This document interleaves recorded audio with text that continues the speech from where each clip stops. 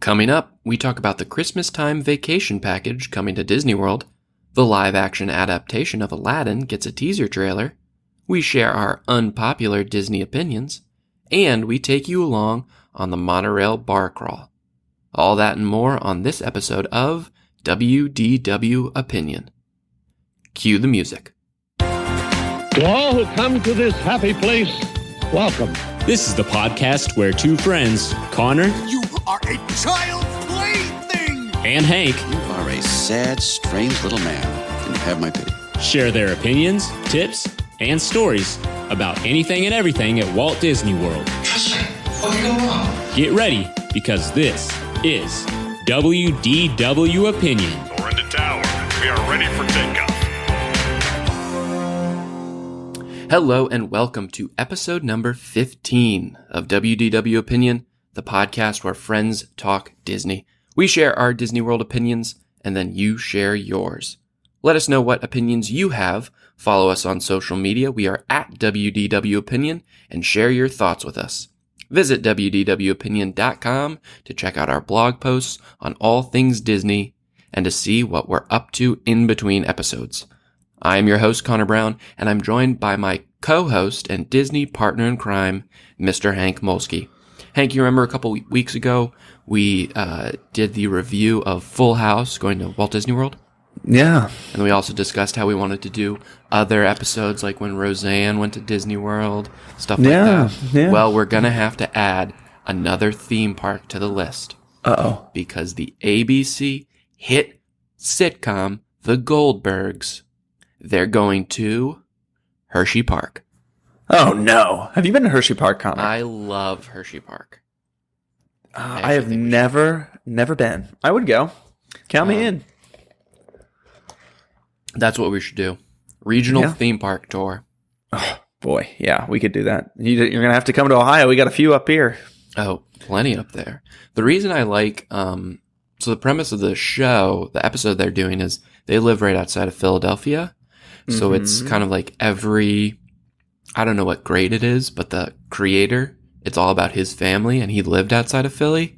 So every school kid in that area, once, ninth grade hit, that was their field trip for the year to Hershey Park.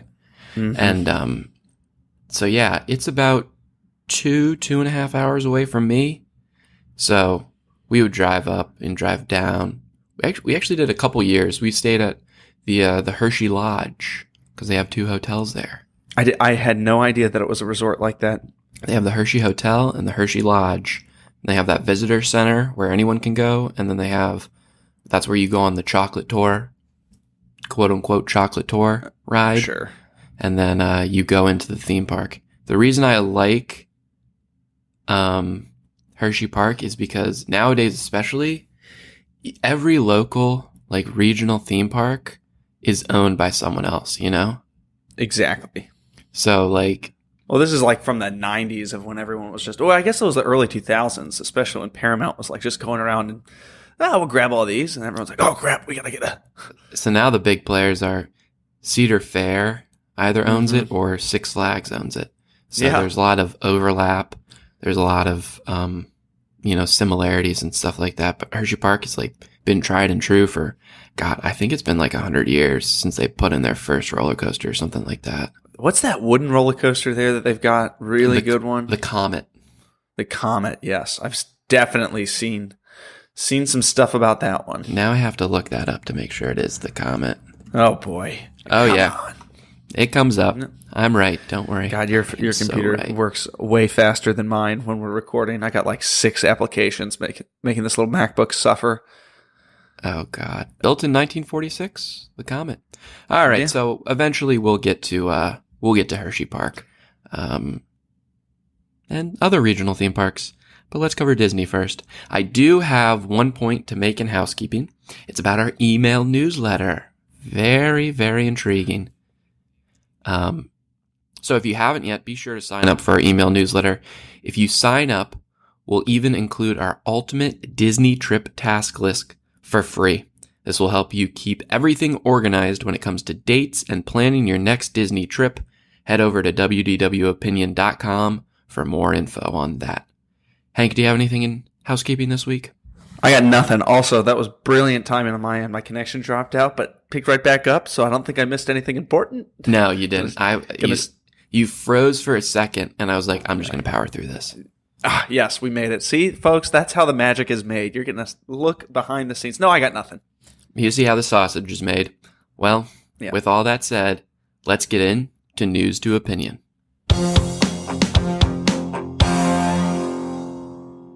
This is our weekly segment where we each pick a Disney news story from the past week to discuss and share our thoughts and opinions on.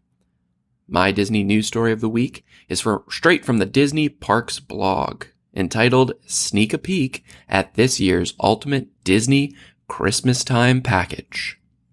Are you searching for a magical way to celebrate the holiday season this year?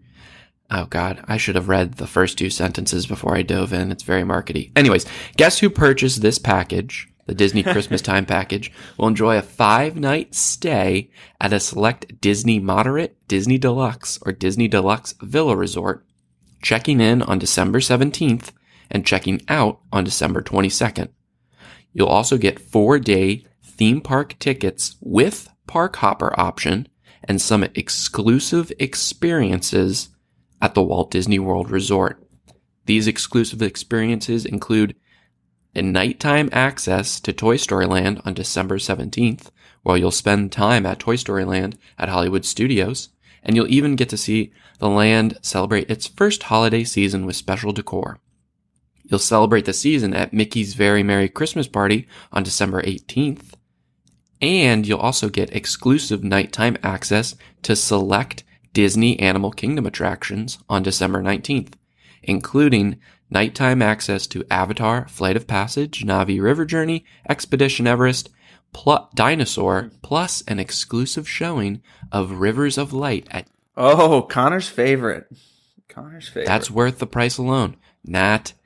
You'll get exclusive early morning access to shopping at World of Disney Store in Disney Springs Christmas Tree Trail Experience on December 20th.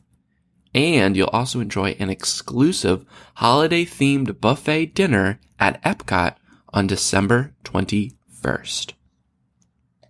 And then also because you have valid theme park admission, you get to go with other guests to see, a Frozen Holiday Wish at Magic Kingdom, Festival of Holidays at Epcot, Flurry of Fun at Hollywood Studios, Diwali holiday editions to Up a Great Bird Adventure. Okay, all right. We're just going to package those things together? My God. So this starts, so you can book this offer between October 22nd and December 1st, and it's only for traveling occurring December 17th and 20th. They gave an example. You can wrap up this package starting at $175 per person per night for a family of 4 in a garden view room at Disney's Port Orleans Riverside Resort. So they're basing this price on 2 adults, 1 junior, and 1 child, and that package price is $3,500. A person, a head. No. Oh, really? Total. Yeah. Okay, thank God. Right? $175 per person per night? There you go. Yeah. There you go. So, they've done this, I think, for the last couple of years. Boy, that was a laundry list of stuff going on there. This is awesome. This is almost like your entire trip is planned for you. Yeah. You get really cool things like exclusive nighttime access to Toy Story Land, that same thing at Animal Kingdom, the same thing for the Christmas Tree Trail, and shopping at Disney Springs. They throw in a Mickey's Very Merry Christmas Party ticket.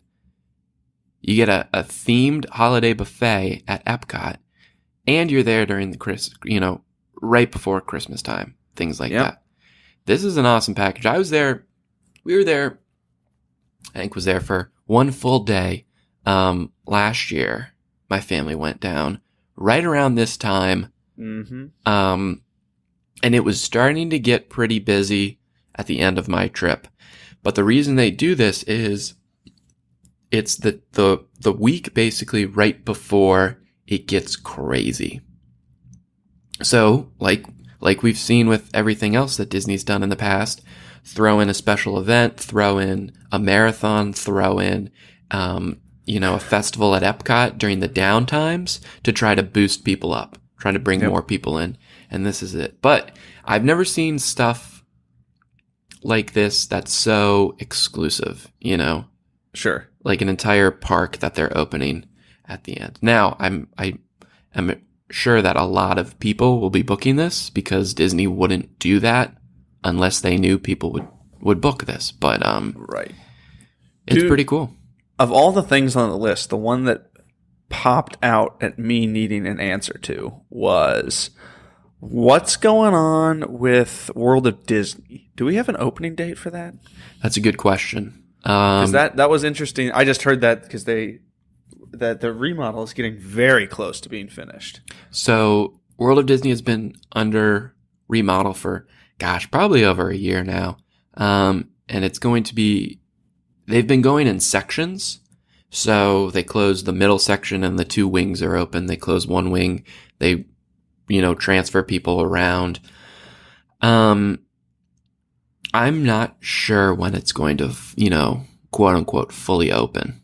The pictures I've seen look pretty cool, of the store. In time for this thing. Yeah, They're and it's got to promising open in time. But Hank, it's got to open in time for like Black Friday, don't you Yeah, think? that's the real thing. Yeah. Black Friday is more important than this package deal they're rolling out. Absolutely. Because that's really when the holiday season, starts to pick up. Thanksgiving, we can add that to our list of things we love to do when we wake up on a holiday.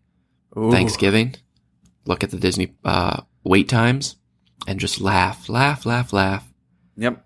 But, so yeah, World of Disney has to open up before then. So out of all of these exclusive things, Hank, what do you find the most intriguing? Like when I was listing them off, were you like, if you're gonna toss me a party ticket, I feel like that's it right there. Give me that.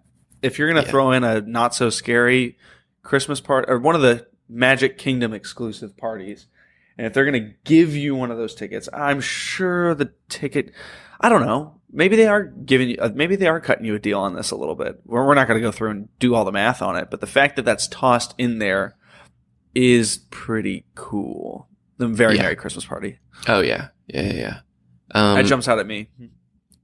Yeah, it's interesting because what I like is you think, oh, well, they're just going to basically pack a park because you only get nighttime access to Toy Story Land on December 17th.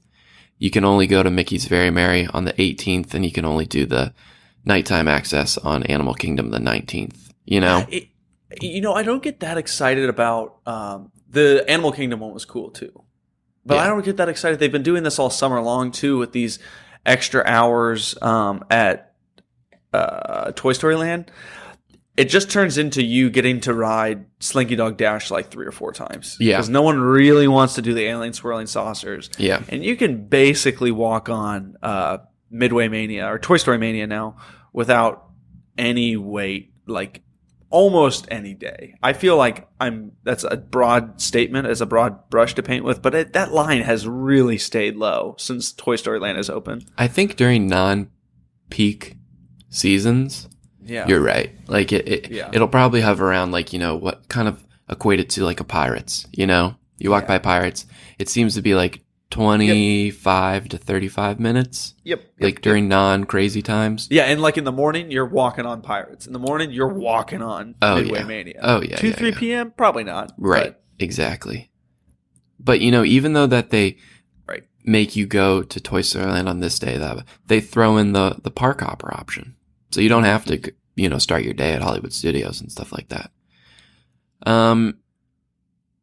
Overall opinion on this, I think it's really, really cool that Disney is packaging all these things together so that people can have a cool experience when they go down there. Who knows if this is going to be something where they do for, ultimate spring break Christmas time package, ultimate Halloween time package. Only time will tell. I could see when Star Wars Land opens, an ultimate Star Wars package, Jeez, yeah, well. Ooh. Yeah. We'll cross that bridge when we get there. Yeah. All right, Hank, what's your news story of the week? Slow week for Disney World news, but Connor, we had big Walt Disney Studios news this week with the release of the Aladdin teaser poster, and then this is Aladdin live action teaser trailer. Aladdin is set to release May 24th, directed by Guy Ritchie, starring Mena Massoud, Naomi Scott, and of course Will Smith as the genie. So this trailer dropped earlier this week, Connor, and we can talk a little bit if it affects the parks at all. Spoiler, it won't. There's just too much coming out with everything in the next 16 months for Disney. It'll get a preview in one man's dream. Don't worry. Yeah, there you go. Yeah, so, over the next 16 months, there is so much on the docket for Disney. This teaser is very short. I think one thing that you'll notice now is Disney may be getting a little complacent because they can with these live actions. It is so cookie cutter the way that they roll these things out now. If you even line up all the teaser posters of these past several films that they've done, they have got like the poster art down to a science. We're just going to show the rose from Beauty and the Beast. We're just going to show the lamp from Aladdin. We're just going to show the glass slipper from Cinderella. But have you seen them side by side to their original posters? Yeah, they are. That is cool. The Aladdin one, it is cool, yeah. But I'm just saying, it's identical, right? Yeah. It's the original poster is hand drawn. The new posters is a picture, a graphic design picture, Yeah. So they're getting a little complacent. Connor, I think we talked about this in an earlier episode. Aladdin, when I was growing up, was, if Toy Story was number one, Aladdin was number two for childhood Henry. Or vice versa. Maybe sometimes Aladdin was number one and Toy Story was number two. Very cool. A lot of nostalgia in play in the trailer. I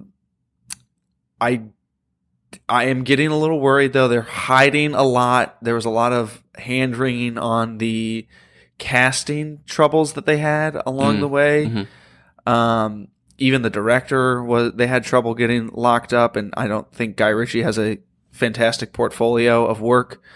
I wish the trailer had just a little bit more to get me exciting.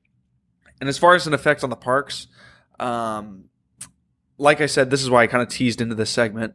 There's so much happening over the next 16 months that's already going to be infused in the parks. I think you're going to see a huge push towards Lion King next summer in the parks. Just an insane amount of marketing and in-park promotion, especially centered around Animal Kingdom.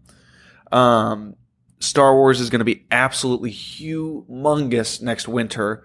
With Disneyland opening in the summer, the last of this trilogy opening in the winter, alongside a park opening up in Orlando. And meanwhile, I think Mary Poppins is still going to be running off like a kind of a massive hit through the spring. So they've got a lot to do. And Aladdin, I think, could be one of those ones that snuggles into an uncomfortable corner that they're like, well, hopefully this makes us a little bit of coin. Well, we tried. My thing with this is, when they first started making the animated classics into live actions, I was excited. I was like, oh, this is cool. And I think for the most part, they've all been very, very good. I thought Beauty and the Beast was excellent. I thought The Jungle Book was great. Oh, that was fantastic. Right? It's going to be hard to beat, yeah. I can't say one way or the other for Cinderella. Alice in Wonderland, pretty crazy. Pretty odd. Maleficent was kind of something a little different, but Hank, what do you think about this, that they're really going to be running this train hard of taking animated classics and turning them into live actions? They're going to be full steam ahead, but then they're going to be out of juice, in like 4 years? Not even. I mean, Dumbo comes out in 2019, directed by Tim Burton. Aladdin comes out. Forget about that too. Aladdin comes out in 2019. Lion King is coming out in 2019. That'll be directed by Jon Favreau. Mary Poppins is essentially out all of January of 2019 since it drops late December. Right. Mulan live action 2020. Yep. Right. Maleficent 2 2020 as well. Is it something where they can actually sustain this, or No, will it? they're just wringing the towel out. Okay. Right? I mean, yeah, they're just wringing the towel. You know what? Hey, it's working. Go. Empty it, you know? Because, I mean, 3 of these coming out in 2019, that's pretty intense. Yeah, they've also they're going to acquire a lot of IP. That's another story we could have gone with this week. January 1st is looking like the date that they're going to sign on the dotted line for the Fox deal of 2019. So they're going to have a lot of new proper IP coming in. Not obviously live action animation, unless they want to do something with Anastasia or being Anastasia. Yeah, I don't know why I said that. Anastasia. Weirdo. I think I know an Anastasia. Anywho, Anastasia. But they could do a live action with that. I don't know. They're running while it's hot. They're running while it's hot. Yeah. I mean, I don't think they will run out of ideas, when it comes to the other things. But this sort of segment of animated classics, there's only so many that can actually be done, Yeah, especially from this like Disney Golden era. I don't think we're going to be getting a live action Black Cauldron or Sword in the Stone anytime soon. We're looking at Little Mermaid sometime soon too. I'm trying to think of Little all these Mermaid's big ones coming. from that era. Yeah. So, what do you think the preferred time on turning something into live action is? Could we? I don't know. I was just thinking about that. I was thinking like Big Hero 6. Yeah. Is that live action Tangled? Yeah. Yeah. I think it's probably when they run out of this stuff, then it'll be like 15 odd years since that stuff has come out. Yeah. So you could be looking at like a live action Tangled or Big Hero 6 or Princess and the Frog even. So yeah, we're getting there. We'll see. Well, that's interesting. Hey, we might have to bring on our chief film critic for WDW Opinion to review some of these films once they start coming out. Yeah, we're hiring. we're hiring. Yeah. So if you know anyone who really loves movies, send them our way because we don't know anyone. Perfect. Moving on.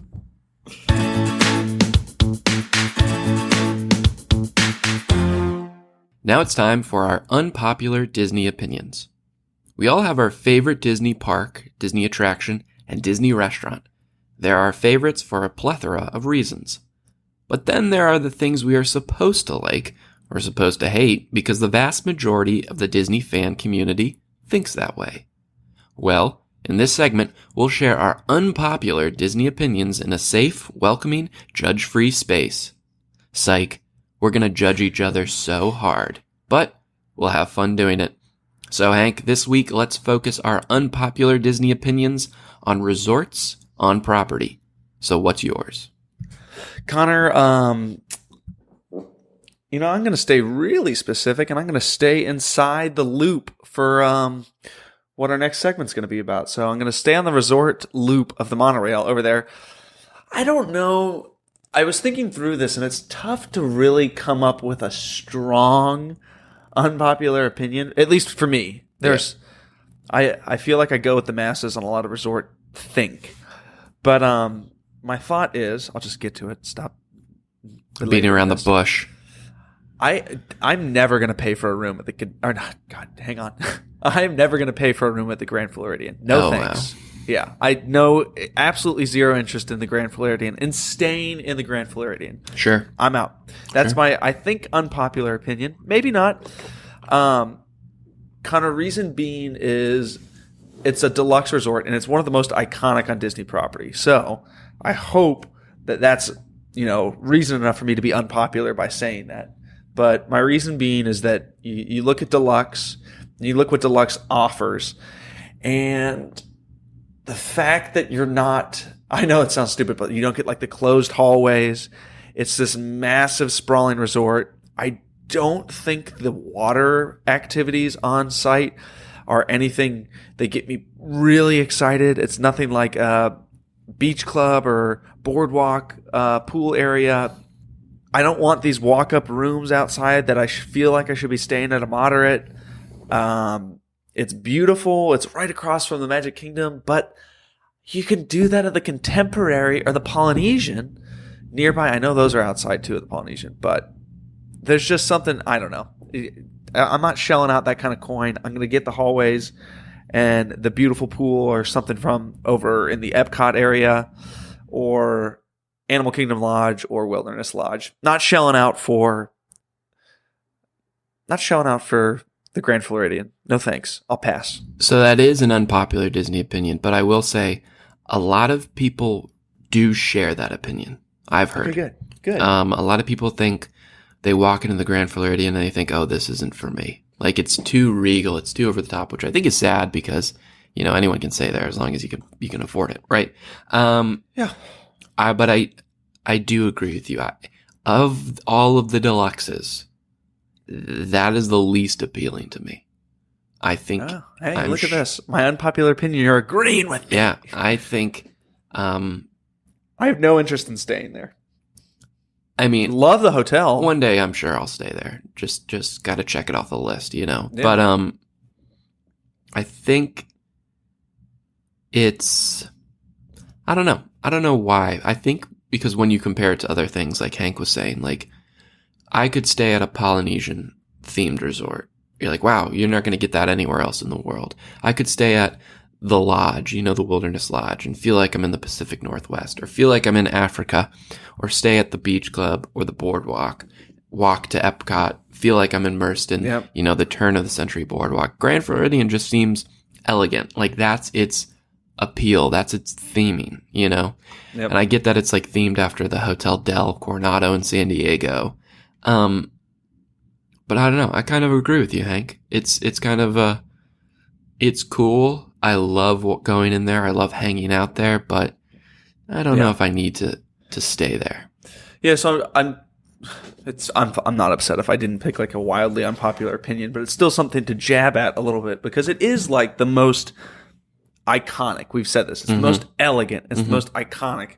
And to some people, maybe a passerby, they'd be like, why wouldn't you want to stay there? Right. And then we're saying, there's a lot of other good stuff to go to. That's I think that's what it gets to. They get the people who want to go have that one trip and do it all out. We're staying here, we're eating at all these places, and we're doing all this. And that's what the Grand Floridian is. It's because it's its flagship. It's because it's the thing you see in all the commercials so much. That's where Full House stays. Yeah. That's where they all go. Now, that being said, there's plenty of people who that's their resort. That's where they go to every time. And that's great, because like we're going to talk about, I think in the next segment, Disney World is for all. It's a total world and stuff like that. So there's always something that's going to appeal to people. But the reason that this is an unpopular opinion is because Disney wants you to know that there we Grand go. Floridian That's the key word. Yeah. is its flagship. And if you think otherwise, you're going against Disney, which isn't wrong. Isn't wrong. I like that unpopular opinion, Hank. I'm going to take a complete 180 when it comes to resort hotels. Okay, I'm going to go to the all-star resorts. Ooh, okay. And I think this is going to be a somewhat unpopular opinion. Maybe an unpopular opinion for a lot of people. And that's this. I actually kind of like the all-star resorts. Hell yeah. Look at us agreeing with each other. We were like, oh, we're going to do unpopular to get a little bit of negative sentiment after being so positive last week. And now here we are high-fiving each other. The all-stars always used to be the butt of the joke, right? Yeah. And I think a lot of people still make fun of them. I have now stayed in them quite a few times. Starting in high school, I stayed there as a lacrosse team. College, I stayed there a couple times. Stayed there a couple times after as well.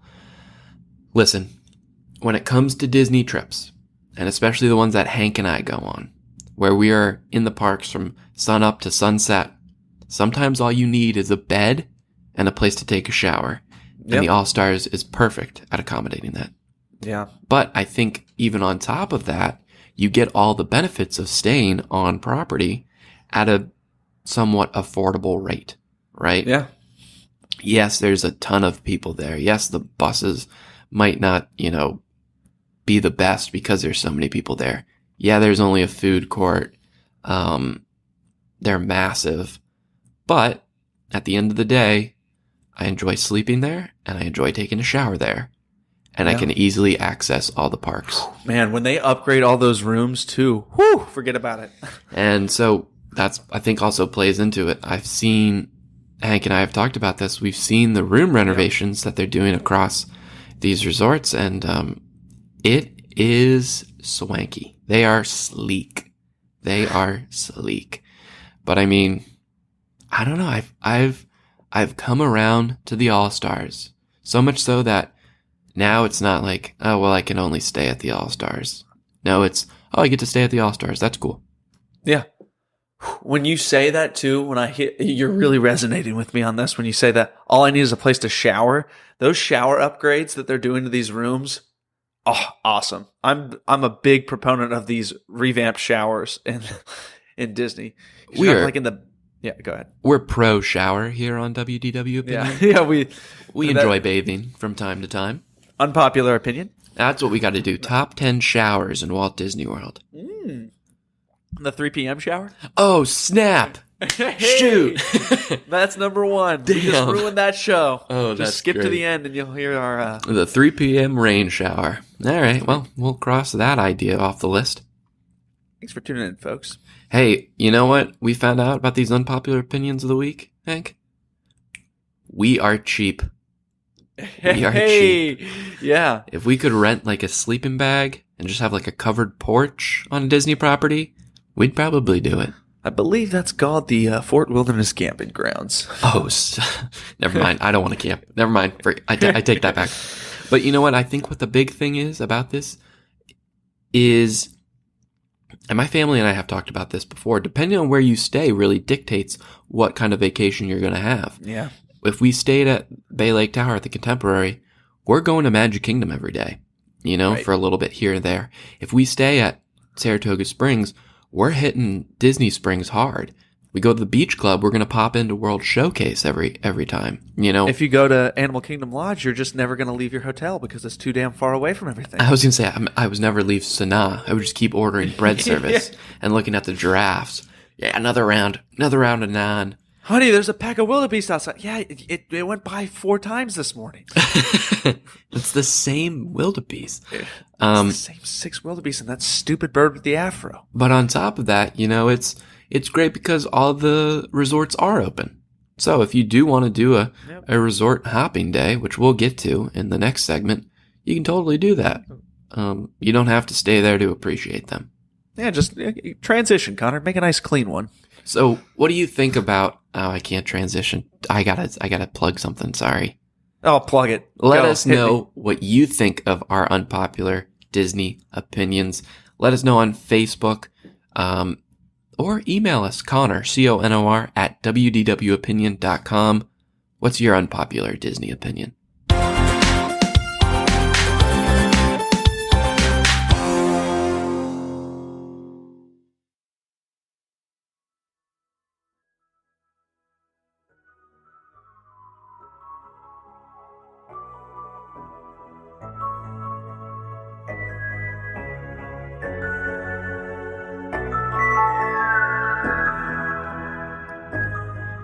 Now it's time for our main segment.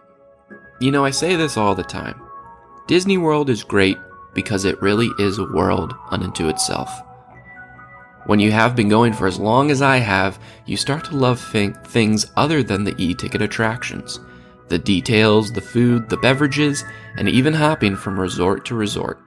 In fact, I think one of the best things to do is resort hop. And the best tour for resort hopping is the Monorail Crawl. Each resort stop on the monorail offers a unique and totally different vibe and feel when it's compared to the others. The Contemporary, Polynesian, and Grand Floridian have become the flagship resorts for Walt Disney World. And the best part about them is you don't have to stay there to fully appreciate them. One of the best ways to experience them is actually to hop from bar to bar and lounge to lounge. The Monorail Bar Crawl lets you see the sights while also having a few tasty beverages. So, por favor, mantengas alejados de las puertas. because we are monorail crawling this week on WDW Opinion. How'd you like that Spanish, Hank? I think you read it. Oh, yeah, I read it. I butchered it reading it. Por favor, manténgase alejados de las puertas. I'd probably butcher it too if I had it sitting in front of me. I'm just going to stick with por favor. Por favor. I believe that is please stand clear of the doors in Spanish. And that's what you hear every time you get on the monorail. Please stand clear of the doors. So, before we get started, the monorail crawl, obviously you hop on the monorail and there's 5 stops. Ticketing and transportation, Polynesian, Grand Floridian, Magic Kingdom, and then the Contemporary. Sure. So, of those 3 resorts, Hank, what do you like best? Now we know it's not going to be Grand Floridian. Oh, yeah. Goodness gracious, Connor. That's tough. That's one of those things. There's so much going on when you do that. Are you gonna make me pick? Are you gonna twist the screws on me? Do I have to pick something? Yeah. It's got to be Trader Sam's right now. I'm gonna go easy. That's a cop out. So would you say that the Polynesian is your favorite resort? Yeah, for Trader Sam's, yeah. For Trader Sam's, yeah. They got a nice outdoor bar too. If you got to wait to get into Trader Sam's, you and I drank there the last time we were there. Listen, there's something about the Polynesian. It's another one of those. It's old school. It's the smell when you walk in. That olfactory scent just kicks in for me. And it's just themed so cool. And you know why I think the nickname Poly is perfect for it? Because Poly sounds really fun and welcoming, stuff like that. Yeah. So, it's not the Polynesian, it's the Poly. The cast members are there. They've been there forever. Everyone's so friendly. It's the Poly. I love the kind of, so it's really well themed. It feels like, it's very Polynesian. The plant life is fantastic. The water work that they do around it, all the theming throughout. Staff is very, very welcoming, but there's also that hint of like kind of tacky mid-century design in it. Love it. That you can just sense it. You can see that they're like, adding these modern elements of like, mid-century design, when this opened up. And it's kind of that homey feeling. You feel like you're at like an old lake house type of thing, or this resort that's been open in the Polynesians since, for a long time. It's got that homey, tacky kind of feel, but it works well. It stays inside the theming. Since 71, man. Since 71. Yeah. So for this segment, we'll dive into each resort and let you know what you have to see there, but we also will be discussing the best places to get drinks at these resorts so that you can fully experience the bar crawl. Concept is simple. Hop on the monorail, get off at a resort, get a drink, hop back on the monorail, go to the next resort. I love this because there's very few bar crawls in the world where you can use the method when your DD, your designated driver, is monorail coral. Yes. What's your favorite monorail? Ooh, this is a good one. Mine's coral.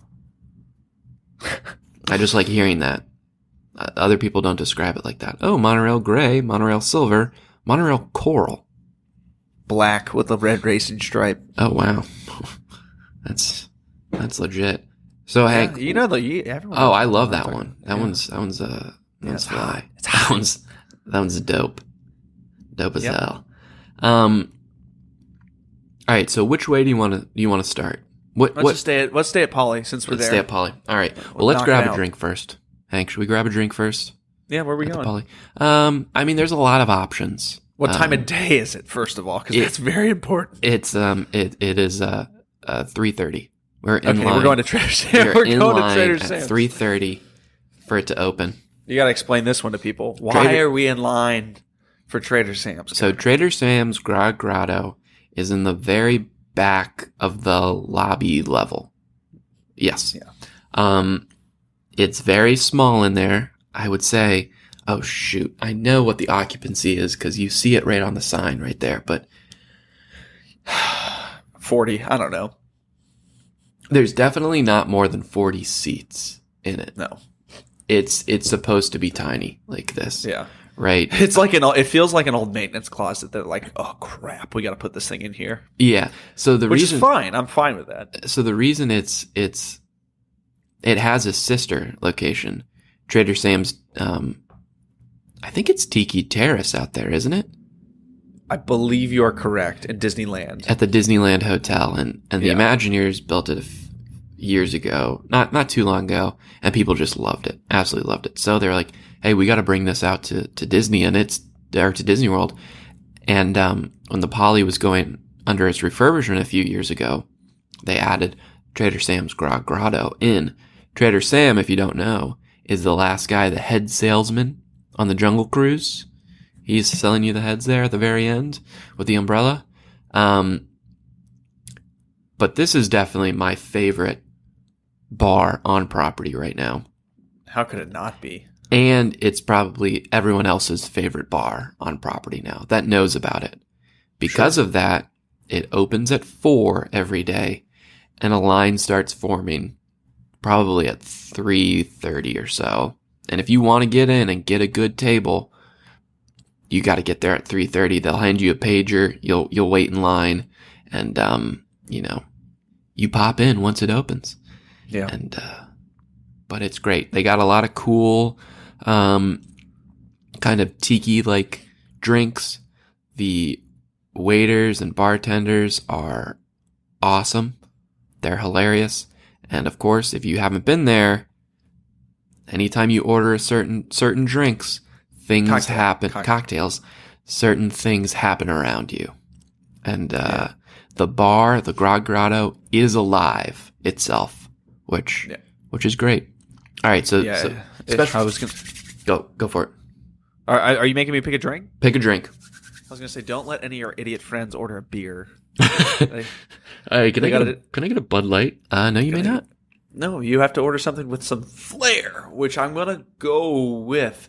Let's be honest here, Connor. You're ordering the drink for the show here. They're all tropical drinks. Yes, but so I'm gonna go with Oa. It's kind of gets the room going. It's huge.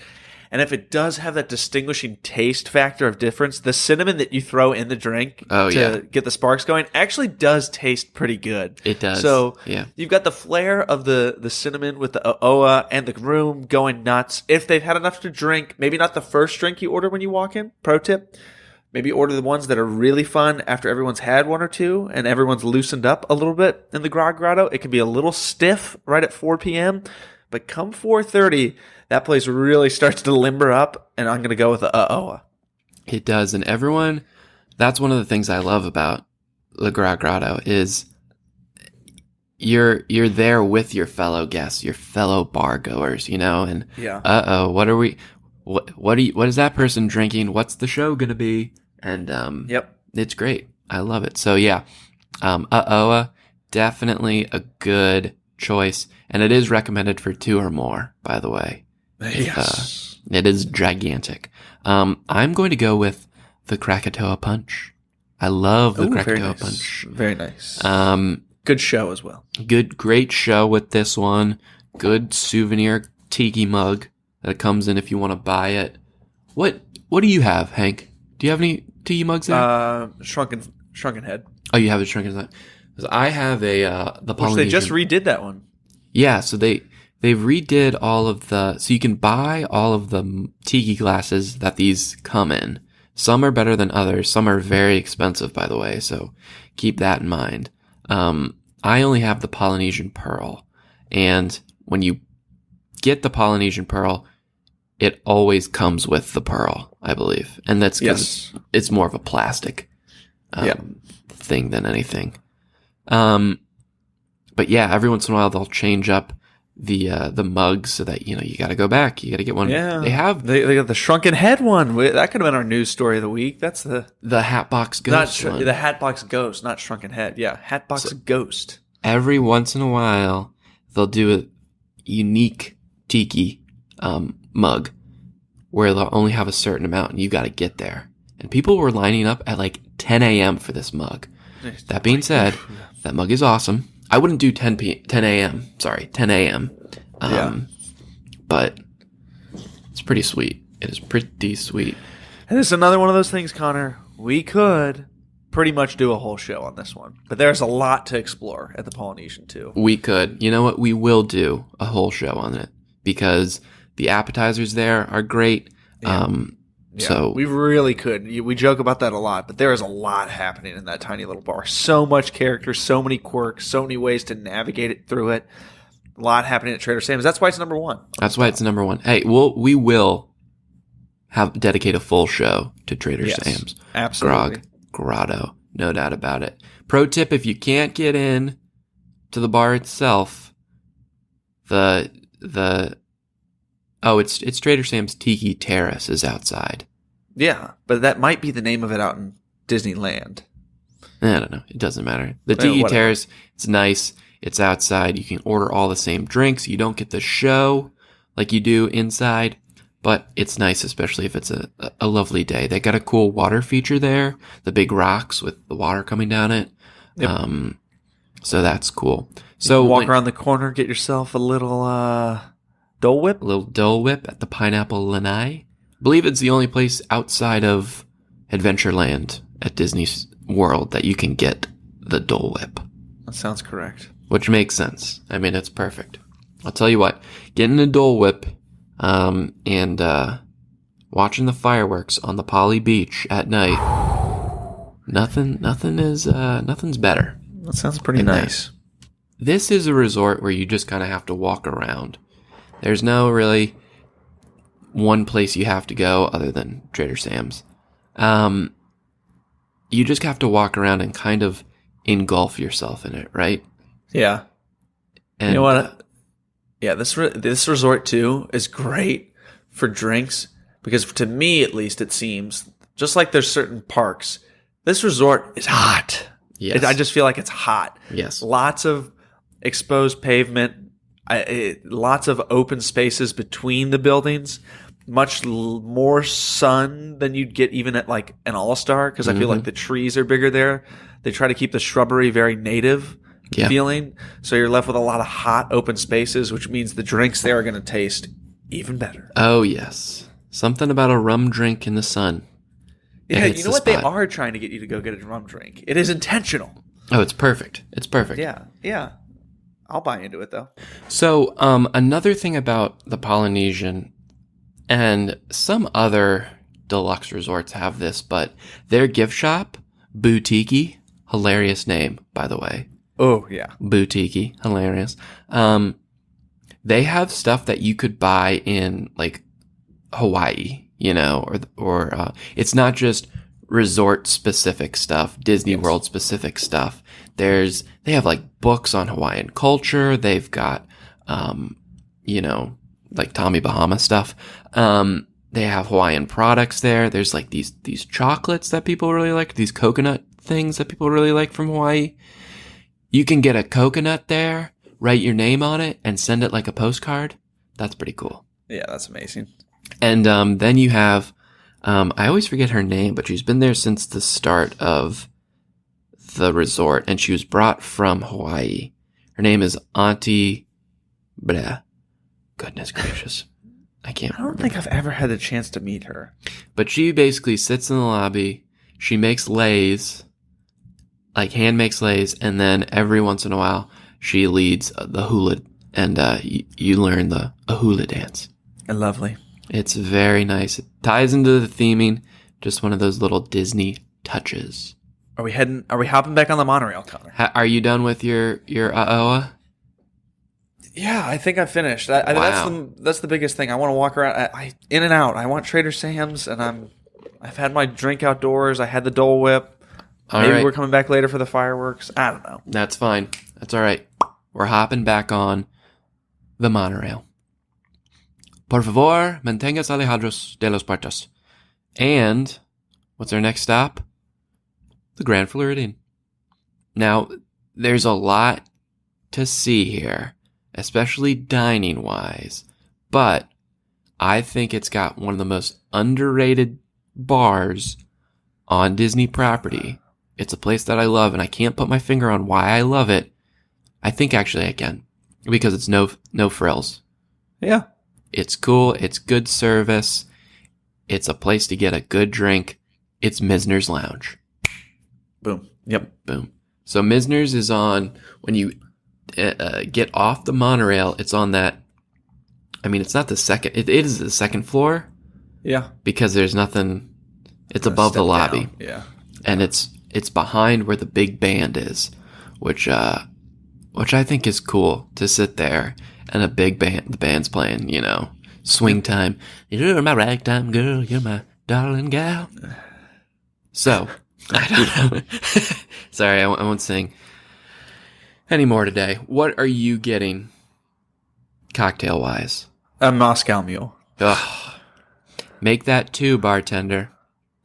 They do have unique cocktails to this place, like the Grand Cosmopolitan, the Florida Manhattan. Right. You just got to go something classic here. You got to go Mule or Manhattan or Old Fashioned, or you got to go with something that's classic and requires an expert bartender's hand. Something of the era. Their Moscow Mules are good there. Very good. And I like it just because it's refreshing. It's cool. You can look out the window, look at the pool, and then eventually look at the castle. Beyond that, great snack mix. Great snack mix. Oh, yeah. Free. Doesn't happen too often at Disney World. Does not. They bring you nice snack mix. And yeah, anytime I would go in there, I would do that a lot. I would go to the Magic Kingdom when I worked there, when I worked at Disney. Go to Magic Kingdom for the day, usually solo, and then I'd just head over to Misner's, sit at the bar, grab a Moscow Mule. You meet some great people. The bartenders are always ready to talk, and there are bartenders there that have been there for a very long time and are just gonna, shoot the crap with you. Yeah, it's just a very welcoming little. It feels like it's such a small little pocket. Yeah, it just feels very homey for the scale of Disney World, and I think that's why people really enjoy it. It feels like your hometown bar a little bit. I know it's a little bit more elegant than that, but it just feels very cozy. No, you go in there, and it's cool to know that it's cozy here. Right behind you is the gigantic, lobby of the Grand. Yes. It's just like contrasting views. And I made this recommendation to my in-laws that were doing their resort hopping per our recommendation, Connor. We guided them a little bit, part of the inspiration for our episode, maybe, or just the fact that we love it. We love it. I sent my in-laws on this kind of path that we're doing, and you and I talk about these types of little things like, oh, I just love it because it feels like home type of thing. Well, I don't know. Maybe other people don't like it quite as much. That haven't been there. Maybe it doesn't feel as, there's none of that nostalgia feeling. But my in-laws were like, oh my God, we loved Misner's. We loved the jazz band outside. Oh, that's awesome. We loved the jazz band outside. We loved sitting right there. The wine list was really good. We loved looking over at the lobby. We loved walking around that upper floor and going washing our hands at Basin. That warms my heart that they love Misner's. Oh. Yeah, see, I'm saying it's got that feel to it where, it's elegant and they do it right. Let's keep it simple. Let's keep our praise of it simple, Connor. We like it because it just works. It just works. We are a pro Misner's Lounge podcast. But there's plenty of other things to see and do at Grand Floridian. Like Hank was saying before, on that second floor, there's a couple shops you can pop into. But the one place you have to go is Basin. Now, there's also a Basin in Disney Springs, but this one's a little smaller. Well, it's a lot smaller, but it still has the same awesome thing, and that's the hand washing with the scrubs. Of course. I tell you what, it's something weird. You go in there, you go towards the back, and they have all these scrubs, and what you do is you wet your hands in the sink, you put on, what flavor scrub you want, lavender or... I don't know what the other ones. I just put them on. Lemon, I think. Put it on, and it exfoliates your hands. I like the almond. Almond, yes. Exfoliates your hands. And then you wash it off, and it's the most incredible feeling in the entire world. It's like you can feel how soft your hands are when the water is going over it. Oh, yeah. It's bizarre. I don't know how it works. You got to go into Basin and wash your hands. Connor, and the other interesting thing about, we're not crazy. This is actually a nice, unique thing about Disney to go to, because there are only 4 Basin stores in the U.S. Yeah. One at the Grand Floridian, one at Disney Springs, and then Vegas and Miami. Correct? Ooh. I think it's not Miami. There's 2 in Vegas. 2 in Disney, gosh. 2 in Vegas.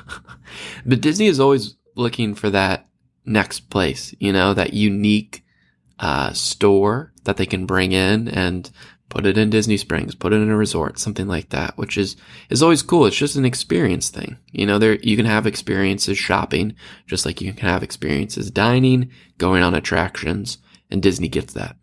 Yes. There's only 4 true basin stores, and those are the 4 that I just named. Yes. I verified that for us. Love that upper floor. There's a lot of, like you said, there's so much dining happening in the Grand Floridian, like full course meals, but there's just something about being able to zip in and out of Misner's. It's great. Zip in and out of Misner's, wash your hands, look out onto the lobby for a few minutes, and then be on your way. Right? Yeah, I say get back on the monorail at that point, unless you're coming back for a dinner, which I would recommend making a reservation somewhere. Yes, but we're resort hopping today, Connor. Yes, we're not resort being there for a while. I don't know. We're hopping. We're hopping. Hip hop. Please forgive my co-host here. He's had a few already. Ah, man, on those the resort. mules, man, go right to my head. I need more snack mix. Give me some more wasabi peas. They're terrible, but I'm going to keep eating them. Hey, you hear this? It's empty. All right. Well, we're back on the monorail. Por favor, manténgase alejados de las puertas. And we make a stop at Magic Kingdom. Don't look. Do not look. If you look at Magic Kingdom, you'll want to go in. Avert your eyes. What are you doing looking at the castle? You know there's no alcohol in there. You can't go in there. We're going. Keep going. Por favor, alejados. I already forgot the words. Damn it. Okay, move. Next stop, Contemporary. We get off the OG resort. Hey, just celebrated. It's, 47th? 47th, yeah. October 1st, 1971. It opened a couple days later, actually. Much like the Polynesian. But the Contemporary is cool because you enter right in the lobby. The monorail goes right into the lobby. It was built as an A-frame construction building. So what this means is it's an A-frame. You can see it's an actual A. The concrete was laid for it, and then each room was modular. And it was built off-site, fabricated off-site, and then it slid into each, space. Each room was slid into place. You guys got to look up some photos of this construction. Very cool. Well, yeah, there's also a special, I think, like a 30-minute special on YouTube. You can type in hit me up with that. I haven't Disney watched that. Contemporary being built documentary, something like that. And it shows you like what was going on and things like that. Very cool. Now, drink-wise, we do have a couple options at the Contemporary. We do. I will say the one that I like to go to is the Outer Rim.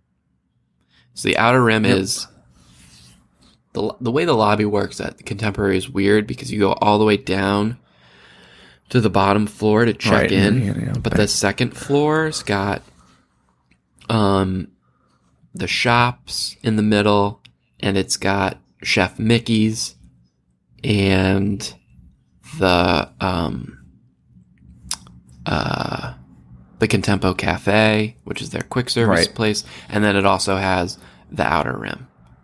And the reason I like this is because of the views of Bay Lake, and it just got a cool sort of vibe to it. It's very much like Hank was saying, kind of that mid-century modern that was going on at the Polynesian.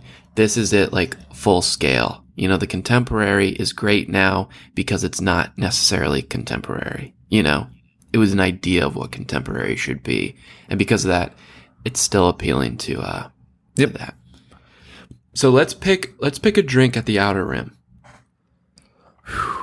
I'll go first, and Go. This is so silly, but I'm gonna do it. It's a piña. I was gonna say that. Colada. Yeah. The piña colada. Yep. I think that's right for the Contemporary, though. It's just funny. I mean, I don't want the glotini. Oh, you forget don't? about it. No. Oh. I want the calava. How about you get the blood orange margarita? Okay, I'll do that. I love margaritas. Yeah, there we go. There we go. They do have a lot of cool margaritas here, by the way. Watermelon, habanero lime. It's a cool spot. The Pina Colada is Bacardi raspberry rum with pina colada mix and raspberry puree. So it looks like, lava is flowing down the pina colada. Yeah, that's why it's great. It's a good spot. You can hear the monorail going by. You can see what's going on in that main lobby area. You can turn and look at the Grand Canyon Concourse, the Mary Blair painting on the wall. I think, Connor, of the bars that we've been to so far, this is probably, I'm thinking about it, probably the best view. I love Misner's view, but I think this one's a little bit more picturesque. Misner's is a little bit obstructed, just where it sits. Yeah, and you're kind of looking out onto the pool at Misner's, which I always think is a little creepy. But the water features and stuff. But yeah, this is just, you can just see for miles. You see beautiful Bay Lake, and it's just very, very nice, especially once the sun starts to set. Hey, yeah, which is happening this time of day on our adventure. Yeah, we're feeling it, ladies and gentlemen. This Pina Colada is going down easy, but we are feeling it. Now, I do want to mention the Wave Lounge. The Wave ... of American Flavors, that's the name of the restaurant, is right next to check-in on the lower level, and they have a lounge. The lounge is cool. The only thing is there's no views, right? So it's dark. Right. It's a very, very lounge heavy kind of thing. So it's you go, you sit down, you don't really see anything. It's a cool option. The bar there is cool, but it's outer rim for me. Yeah, it just doesn't hold. It doesn't hold up quite as well, given the other bars that we've already talked about. Very true. These other places that have been tucked away. I can't mention the contemporary and grabbing drinks at these places without the idea of having a morning mimosa at California Grill and overlooking the beautiful lake in the morning. There's something about that ties that whole picture together for me too. I don't know. I just had to mention it. I would say this. If it's something you want to do, always go up to the check-in desk for the Contemporary, which I believe is on the second floor. It's around the corner. You got to find it. You got to seek it out because you check in and then you go up to the elevator and they take you all the way to the top for the California Grill. Yep. Always go at the hostess and just say, hey, are there any spots at the bar up there? We just want a drink. We just want an appetizer. If there are, they can take you up. That's one thing where it's kind of on a first come, first serve basis. They might have reservations there. They might not. It always hurts. It never hurts to ask. Especially it always hurts. It always hurts. It hurts every time. Excuse me. Oh, God. This hurts me more than it hurts you. Are there tables available? No, they're not. No. Okay. You just have to ask. And especially if it's, one person or two, they might be able to accommodate you depending on the time of day and the day itself. But it is cool to go up there to see all around it. And if you do get that ticket, that receipt, you can come back and watch the fireworks on the balcony there. Can't miss. Can't miss. It's very cool. It is very, very cool. Other than that, at the Contemporary, you can walk next door to Bay Lake Tower. If you're a Disney Vacation Club member, go to the Top of the World Bar. That's very cool. But again, it's exclusive for Disney Vacation Club members.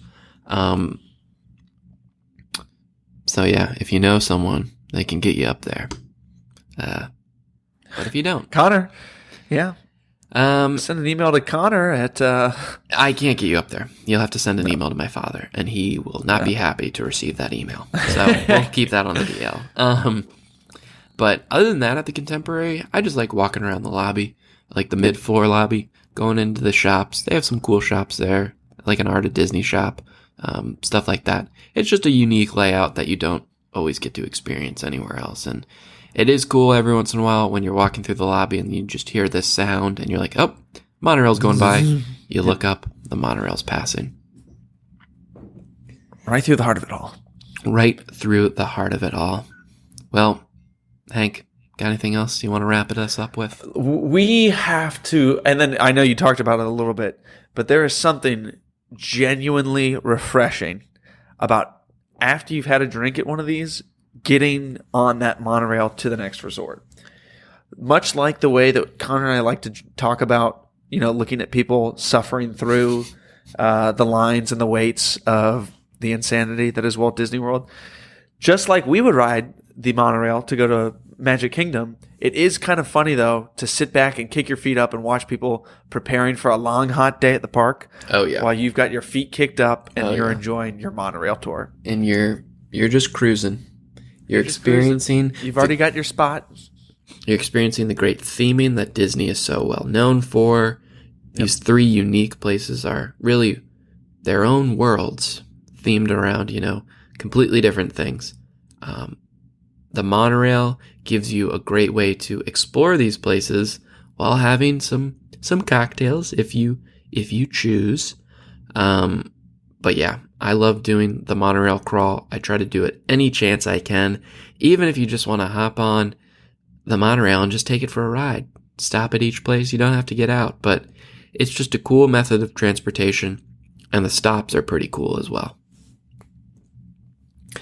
Like we were saying before, we'll definitely have an episode on each of these hotels. I mean, we have to.